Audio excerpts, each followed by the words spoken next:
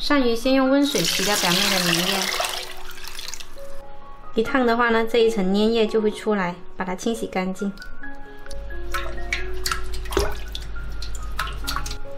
在背上给它开个花刀，但是不要切断它。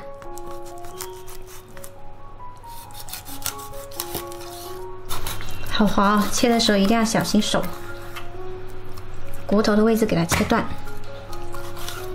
切好了装起来。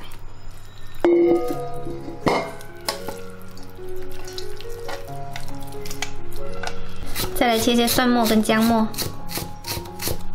加到鳝鱼里面，还有一些红椒粒点缀一下。这是我去年腌的酸梅，拿2颗出来，还有一点点酸梅汁。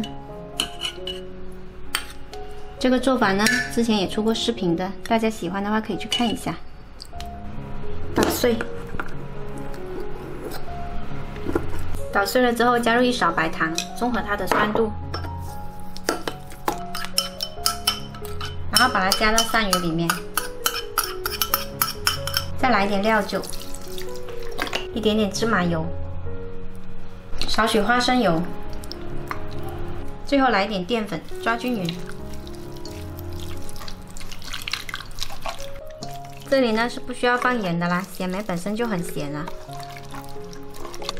抓均匀后腌制20分钟，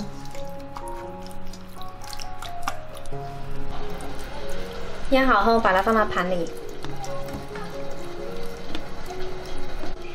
把它盘好，腌的料铺上来，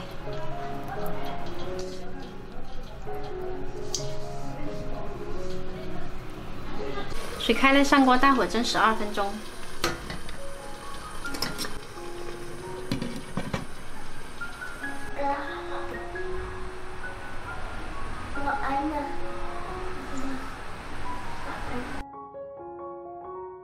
好了，时间到。